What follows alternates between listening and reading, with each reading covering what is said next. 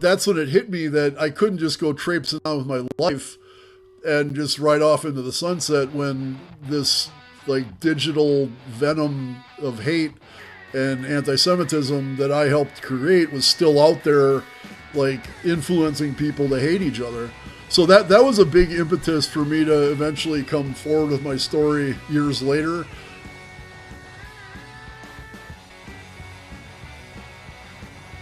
Hey folks, welcome to Unsung Podcast. My name is Mark. I'm actually recording this a few days after our interview with Arno because we're right in the middle of editing it just now and we've broken it up into nice bite-sized chunks. This is the third part of the interview, so please go away and check the other two parts if you haven't already. But if you have, then let's continue the discussion with Arno and his journey into the far right and out of it. I was there talking about the 80s and about this messaging, but then it's clear that never went away. How do you think the equivalent of your ex-peers in that group and on the far right reacted to Kanye and his latest swastika t-shirts and swastika album cover and his just general like mania? Because it is getting really hard. I think, we're not going to talk about political figures, but it's getting really hard to know where the irony stops and starts. And I think actually that's become a really useful device for the people that are behind it. And Kanye is one that I really can't get my head around at all. The whole Kanye thing just, to me, speaks of, it emphasizes how anti-Semitism is the connective tissue of all violent extremism. And going back to my day, and even far earlier than my day, one of a fairly big influence of mine in my movement days, like ideologically, was George Lincoln Rockwell, who was the leader of the American Nazi Party in the 60s. And he had led it to its biggest resurgence since the Bund in World War II. And George Lincoln Rockwell appealed to me because he had a really biting wit. He was really funny. And he would really like surgically employ this humor to dehumanize people, to dehumanize Jews and dehumanize Afro-Americans and anybody else. And it was, the humor was appealing, but he was also just like very sharp. He seemed to be very, could put an argument together and he was charismatic. He was a great speaker. But George Lincoln Rockwell and Elijah Muhammad, the founder of the Nation of Islam, were like this. Mm-hmm. They used to invite each other to speak to their respective audiences.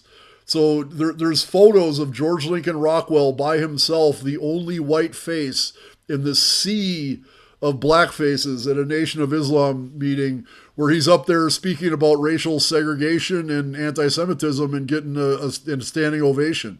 And conversely, they had Elijah Muhammad come speak to the American Nazi Party meeting, and he got the same response. Back in my day, we always lived in the hood because we worked like menial, low-wage jobs and couldn't afford to live anywhere else. So I had a buddy who lived a little bit past an intersection where there was always Nation of Islam guys there selling their newspaper. And whenever I stopped at that intersection on my way to my buddy's house, and mind you, I got a shaved head then, swastikas on my jacket, like it's no mistaking who I am and what I'm about. Every time I saw the Nation of Islam guy with the bow tie and the final bugle or whatever their newspaper was called, I'd buy one for $1 from him. And when he'd hand me the newspaper, we exchanged this kind of knowing glance. Like, yeah, almost, I wasn't about ready to call this guy my brother, but we were just like, yeah, you're my ally. For sure, you're my ally. Like, because we're both here to fight the Jews. So surreal, though, isn't it? I understand the logic, but it's just very surreal. Oh, yeah, absolutely. And what's happening with Kanye now is the exact same thing. And this repeats itself over and over. David Duke last year endorsed Jill Stein for president because Trump was too cozy with Israel. Like that's the list of priorities for white nationalists is like, we hate Jews more than anything else, and we will concede on any other point as long as this hatred of Jews can be front and center and can be advanced. So the white nationalists, I seen I don't know if you guys see this, but like when Kanye first like got really started acting up, it was like 3 years ago or something. White nationalists had made a swastika out of like a swastika looking symbol out of a Kanye symbol. So it was like a Kanye swastika, and they had flags made of it. And there's a bunch of like this rabidly anti-Semitic jerk-offs called the Goyim Defense League, and they were hanging banners on the 405 in L.A. saying Kanye was right. The Jews are horrible. The Jews are doing this. The Jews are doing that. So it's to me, it speaks to the really like foundation of anti-Semitism that all of this hate has, and really that's where it all comes back to. In our cases in Parents for Peace, as I mentioned, we deal with white nationalists, we deal with terrorists in Muslim clothing, we'll deal with Antifa, we deal with environmental terrorists, we deal with incels. Every single one of them are anti-Semitic. That's the common thread that they all have. And no matter what else they disagree on between these groups, they will always set those disagreements aside to unite over their hatred of Jews. Well, that's like one of the things that really stuck out from some of the reading as well, is that, there's a lot of when you get into the more ideological, the dense stuff, which actually we'll talk about in a second, you have things like racial segregationists, and they start to flesh out these ideas of like, oh no, we'll take this part of the country, they'll take that part of the country, but there's never a section for Jews. It's always like, they have the Nation of Islam and the white supremacists have a plan where they'll just live separately. But the one thing that's non-negotiable is that Jews have to be eliminated. They're like an infection. And that kind of ideology, as you say, it weaves all these otherwise bizarrely, different ideologies together, and they do seem to be able to overcome it. And you're talking about that as well, the commonality of it. Something that Mark and I have covered on the podcast a few times is the rise of conspiracy culture, and the fact that that's such a big part of music in some fields. So I'll drop a few names in, some of whom I like, by the way. You got Megadeth, bands like Muse over here, you're huge. Even Ministry, a band that I've got a lot of time for, and they're coming at things from different sides of the political spectrum. But they're groups that at one point or another, or sometimes all the way, have followed a sort of narrative that's maybe even close to like the Zeitgeist movies, like slightly conspiratorial 9/11, World Bank. And when it gets into the New World Order, World Bank, globalist thing, you start to realise that really it's a coded thing. Not that we had this conversation on the Muse show. I'm not saying that Muse are openly or even aware that they're anti-Semitic, but the narratives that they peddle go into like almost like protocols type, world banker, Jewish banker kind of things. And I think that's an interesting modern phenomenon, because it seems to me, and maybe you can corroborate this or otherwise, that has become the main recruiting vessel now, kind of coded anti-Jewish language that uses very loose phrases that, when people defend Kanye, they say, oh, he's not a Nazi. It's like, well, I'm not saying he's a Nazi, but he's an anti-Semite. Right. That's what he is. He's an anti-Semite. Absolutely. And I think that distinction is giving all these people a hiding place. Do you see that as being like a bigger problem now than the overt neo-Nazi, the caricature? Yeah, absolutely. And you're right. It does all go back to the protocols of the Elders of Zion. So when we first started coming on, there were a lot of the old school neo-Nazis started crawling out from under their rocks, kind of energized by our presence. And the less thoughtful ones, like the cash guys and some other guys, were like assuming they're going to come command us, and they got their ass kicked like anybody else. But the more wily ones would kind of sit back and let us lead, but they would like, here, you got to read this. You got to read that. And one of the first things I was told that I had to read was the protocols of the Elders of Zion. And it was pitched to me as like, this is the minutes of a meeting of a bunch of like the most powerful Jews in the world talking about how they're going to take over the world by taking over banking and media and theater and entertainment and sports and like it, and of course, and it's the Jews saying it. This is their own words. This is like from their mouth, so you can't argue with it. And I bought it hook, line, and sinker. But Yeah. now that I'm within the past 2 years, and especially since October 7th, I've really focused on countering anti-Semitism because, as we've discussed, it is the foundation of all violent extremism. And if you can chip away at that foundation and begin to dismantle it, it has a corresponding effect at all downstream radicalization and violent extremism. Looking at the Protocols of Zion, it was a forgery based on a satirical, fictional account of Machiavelli and Montesquieu or whatever having a dialogue in hell with like some other fictional 1800s literature like mashed into it, and it was initially pitched. Yeah, I think is it Biarritz? Is it Biarritz? The book. It was like a fictional. It was a chapter in a kind of novel that was then expropriated by someone else and then exactly totally repurposed. Yeah, and it was initially a czarist effort in Russia pre-revolution to say, hey, the Bolsheviks are a bunch of Jews. And here you can see that this is their plan, and this is what the Bolsheviks are doing. So it was a weapon to counter the Bolshevik revolution. But in all irony, like irony upon irony, once the Bolsheviks took over, they took it and said, no, see, this is how the Jews are capitalists. And see, Marx wrote about the Jewish question, and he said that the Jews are all capitalists, and capitalism's their fault. So they took the same document that was meant to discredit their movement by blaming it on Jews, and rather than like shit can the document, they said, no, this document actually proves that our movement is necessary and true, and the Jews are still our enemy, just for the complete opposite direction. And so that carries forth. It is it's the screwdriver of anti-Semitism. Like all anti-Semitism since then has been influenced by the Protocols of the Elders of Zion, including the Holocaust and including Stalin's pogroms of Jews, which took out millions of people as well. And honestly, coming up to today, we have the same thing where people are like, well, I'm not anti-Semitic, I'm just anti-Zionist. And I'm like, well, that's strange, because all the language you're using are the exact same anti-Semitic tropes that come from the Protocols of the Elders of Zion. So it morphs and it changes, and people pick up on this from the conspiracy angle.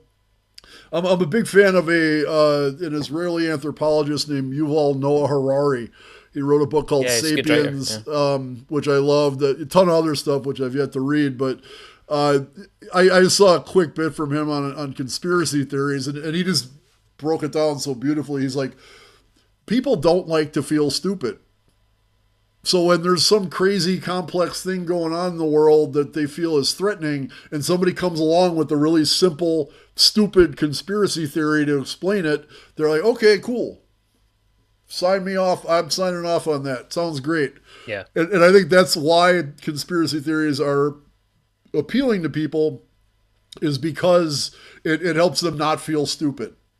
And they feel like they've got special knowledge, don't they? Right. It's like that's the cherry on top. The cherry on top is like, not only do I no longer feel stupid, but now I feel smarter than everyone else, because I know what these sheep don't understand. I know. So now you get a little ego boost on top of just not feeling stupid. And that's why conspiracy theories are attractive to, some low-wage worker in a factory, or a guy landscaping your yard, or a band, or an author, or somebody with some kind of platform, i.e. Kanye West. I think musically, bringing it back to that as well, I don't necessarily have a problem with Ministry or Dave Mustaine. Or what I have a problem with is the fact that there's a slightly reckless sort of pushing this just asking questions kind of idea out into the population, not bearing in mind what the most common answer to that question tends to be. I mean, nobody really thinks that, sub-Saharan Africans run the World Bank. Very few people think that, the Chinese run the World Bank, although it's probably closer to the truth these days, Right, the world economy. But you know what I mean? Like it needs that magical element of the Jew who's both the communist and the capitalist. This multi-purpose, this like, you know, racist sort of Swiss Army knife of things that the Jew can represent, because it doesn't exist, because it's completely an abstracted idea. And I think these groups that are using that rhetoric, it is interesting, it's titillating. Muse and all their kind of New World Order kind of stuff is fun, but it also leads down a pretty dark path. I mean, we've spoken about this as well, Mark. I think the X-Files and that whole culture of conspiracy stuff has a lot to answer for, and I think Chris Carter's actually spoken a bit about that since then. Maybe to bring it back to our conversation a bit more tightly as well. See, you went from being like a casual, terrible to kind of belittle it, but like a casual violent punk with a general sort of, I don't want to use the P word, but in the UK they had these kind of P bashing punks that it was a kind of broad, unfocused, racist anger, but it had no real ideological steerage behind it. It seems from your books that there was a point where, when you crossed paths with like Ben Klassen, George Birdie, Church of the Creator, where things became a bit more focused. Is that true? And could you maybe tell us a bit more about that? Yeah, the COTC was certainly a big ideological influence on me. But I think the moment when I really crossed over was, and I wrote a chapter about this in My Life After Hate, was when I attended this annual neo-Nazi rally in Ann Arbor, Michigan, where, and to my knowledge, I think it still goes on. That there are typically a handful of neo-Nazis. The year we went was a big year. There was about 50 of us. And we got, like, awaiting us were about 500 Antifa that were, I'll never forget, there was a guy about my age, a white guy with long, stringy blonde dreadlocks and a tie-dyed shirt with a peace sign on it. And he's pulling bricks out of the sidewalk and throwing them at us, going, "Die, you fucking Nazis!" And I'm just like, there's this gigantic melee, and we narrowly, if the police wouldn't have been there, we would have been slaughtered. I mean, we literally would have been torn limb for limb. But as it was, we managed to retreat out of there with just cuts and bruises and whatnot. But I'll never forget leaving that conflict, like cracking that beer as soon as I got in the U-Haul that we were piling into, and just thinking like, wow, they're so fucked up. Like, I'm true, I'm right.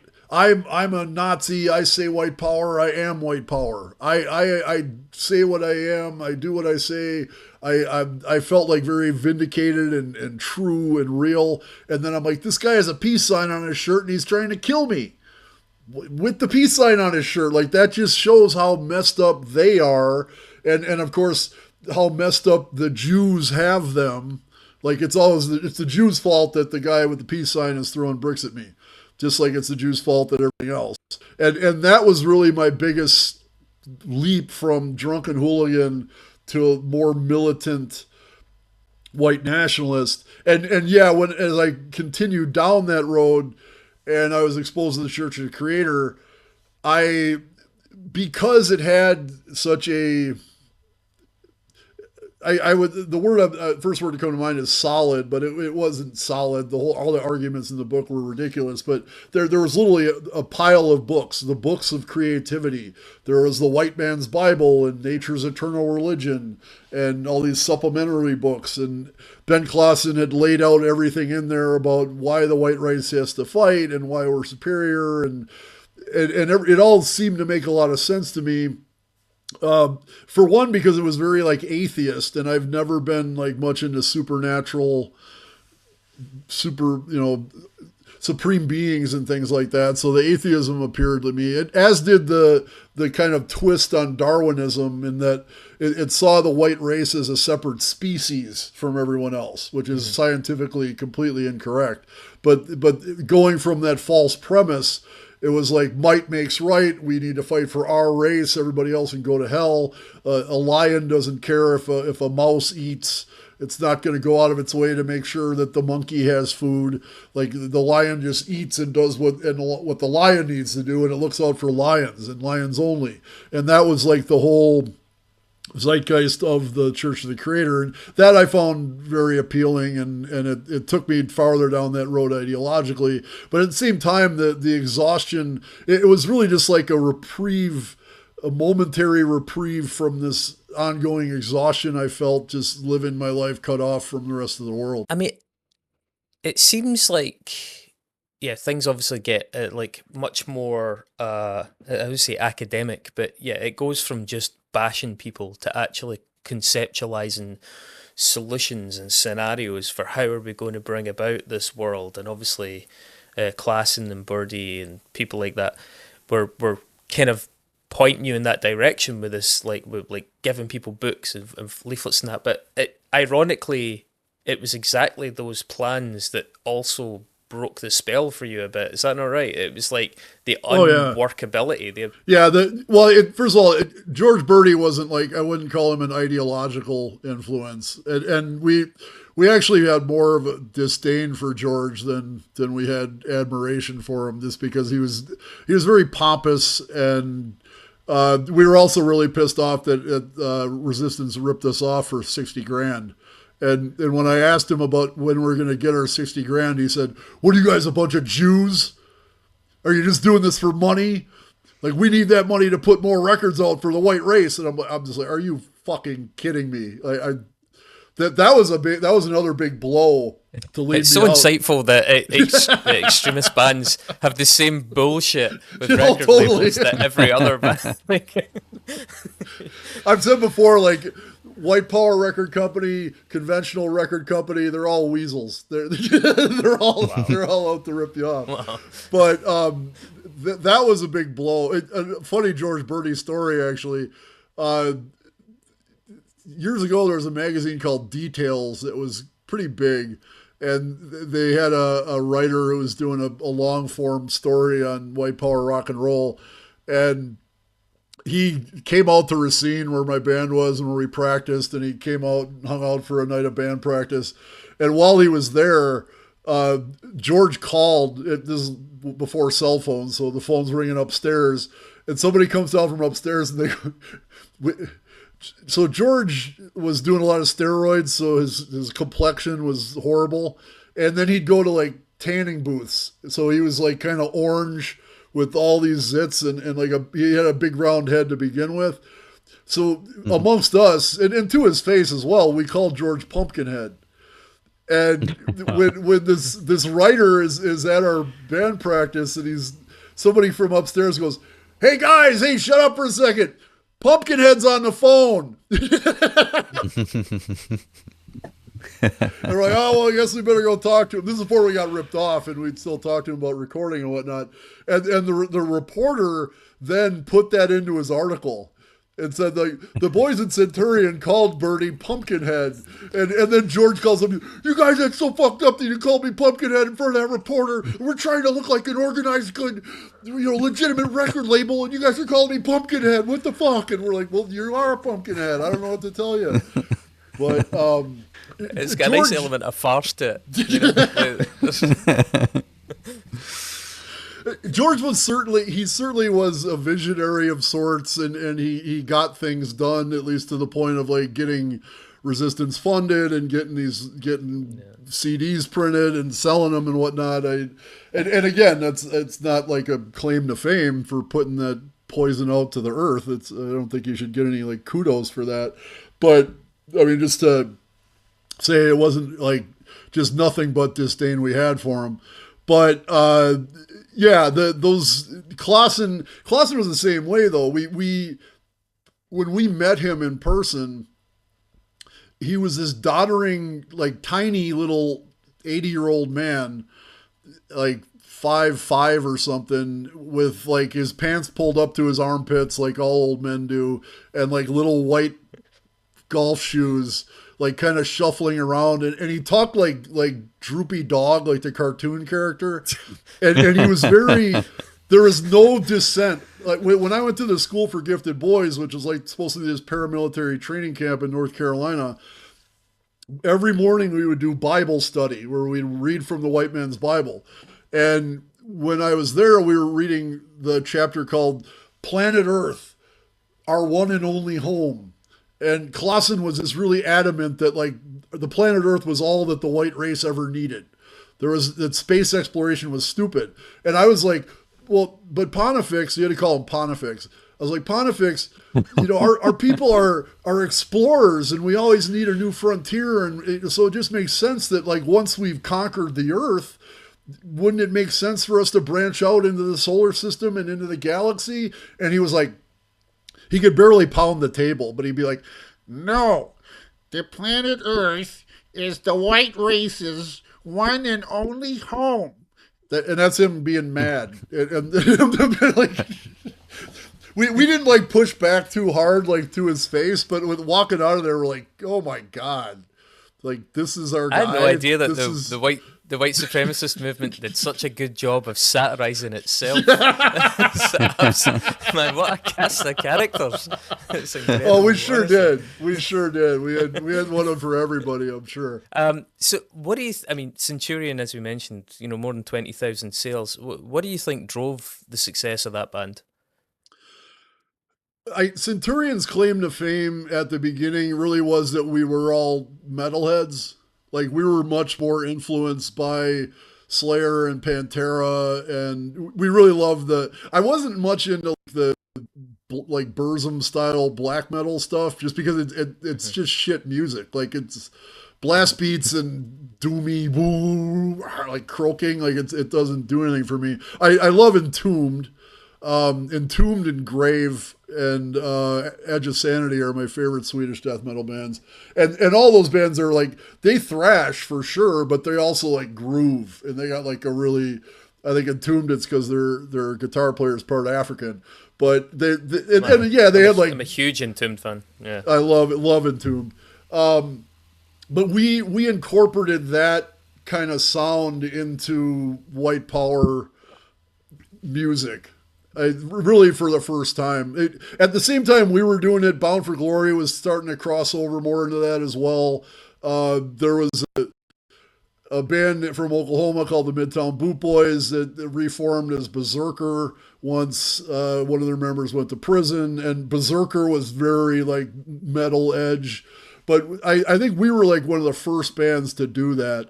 And it was just much more appealing to your typical like headbanger kid to hit him with a Centurion record than to hit him with Screwdriver, really. Because I think if you weren't into like punk in the first place, Screwdriver wasn't going to hit as well.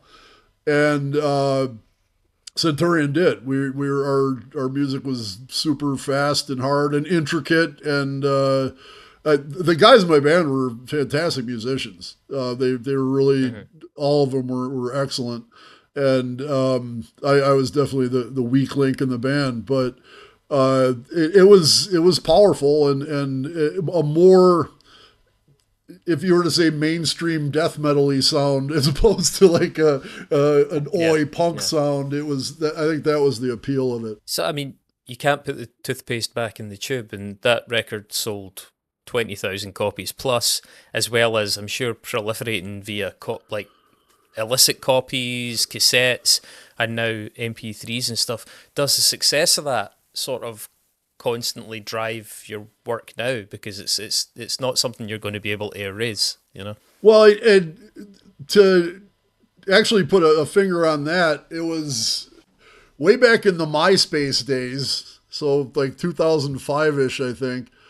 I had been like, I left the movement in '94 and I went on a 7-year rave bender. So I like could not have been further away from the movement for those 7 years. And I think in 2004 or 5, some skinhead from Germany messages me on MySpace out of the blue. And he says, "Hey, Arno, I know you're no longer active in the movement, but according to the president of Hammerskin Nation, you're still in good standing." And I was like, I don't want to be in good standing with you guys. And that was the first disturbing part of the message. And then he says, Centurion's still really big here in Europe, and we were wondering if we put a band together for you and brought you to Europe, if you would do like a little mini tour. And right away I was just kind of stunned, and I'm like, holy shit! I didn't reply to him, but that's when it hit me that I couldn't just go traipsing on with my life and just ride off into the sunset when this like digital venom of hate and anti-Semitism that I helped create was still out there, like influencing people to hate each other.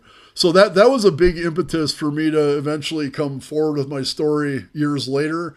And in George's defense, I did talk to George. I think it was probably 2010-ish, and the reason I talked to him was I wanted to know like who had the recording rights to Centurion, and is there any legal recourse to get it taken off the shelves? And George said, the contracts have been bought and sold so many times since I was involved in it, I couldn't even begin to tell you who to talk to or who has the rights to it nowadays. But then he said, George is a brilliant guy, and he said, you don't want to take it off the shelves anyway. And I said, well, why is that? And he said, because it's your calling card now. Because now every time someone in the movement hears Centurion, the next thing you're going to hear is that Arno's a race traitor now, and they're going to be directed to hear me doing podcasts with you guys or whoever else, and they're going to hear what I have to say. So in that sense, it is kind of a foot in the door that I really have no other choice but to try to leverage. Like there isn't any legal recourse to pull Centurion from whoever's, and I don't even know if it's still in print or what, but that's where we're at with it now. Was it George that started Rahowa, the band? Rahowa was actually started by Dan Armstrong, who later played he was our drummer and kind of musical maestro for Centurion. When George left Toronto, when Dan left Toronto, George kind of took over as the driving force behind Rahowa, and that was because George and Dan were like this, like they would not get along together in the same band. Maybe I'm getting my history muddled up here, but was it George that then sort of recanted and formed a band called something like Neocosm? Novacosm. Novacosm, that's what it is. And yeah, he started a thing called Novacosm, which was like,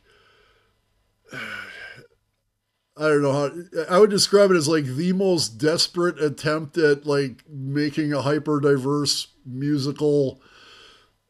He's like, I got this Jewish guy who plays guitar and he like solos over house music in the club while gay people are dancing, and then we bring in some Africans and Indians, and he literally like went out and tried to like bodge together this hyper diverse thing called Novacosm. And yeah, it was a noble concept. I honestly think I have a very wide eclectic musical taste, and I listen to all kinds of stuff, but there's sometimes where I'll listen to like 2 seconds of something and be like, yeah, I can't do this. This is not doing it. And, as I understand it, that's how I felt about Novacosm.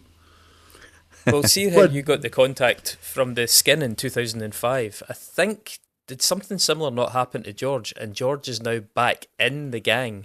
He's back on that side from about 2017 or something. My last contact with him was on Facebook, like, I don't know, probably 12 or 13, and he was chiming off on, this is after we had this conversation about me leaving, and he was very supportive of all that, and it was maybe a year later where he's like, well, Arno, there's nothing wrong with being proud of your folk and your people and blah, blah, blah. And I'm like, come on, yeah, man. he went into neo-folk. That's what it is. Yeah, he likes the word folk thing. He likes the word folk. He really wears that one out. So I don't know if he's still doing that now or what. I don't wish him. I don't wish anybody ill. I hope George finds happiness in his life at some point. But being a neo-folksy folk guy is, I don't know that that's the answer. Yeah, I mean, I think the folk, also Volk, V-O-L-K, that's a significant word in the history. It's synonymous for them. You can always use a V or an F. There was a lot of bands or a lot of, so we say, projects in the 80s and 90s away from the punk scene as well, like the industrial goth and especially that neo folk movement that came up that flirted with fascist imagery a lot. And again, we talked about people walking a fine line between irony and mischief and real intent. I think people like Boyd Rice are a very good example, because Boyd Rice always poo-pooed it as being absurd, but yet he was in the American front. He's photographed in SS uniform and things like that. Um, but they made such a tactical use of iconography and symbolism and stuff. Hey folks, it's Mark here, coming to you a few days after we recorded the interview with Arno. As you can see, I'm deep in the edit of these videos, which means the next one's coming really soon. So please subscribe to the channel and hit the notification bell so you can find out when that drops. Now, continue your YouTube journey with Unsung by clicking on this video or podcast right here.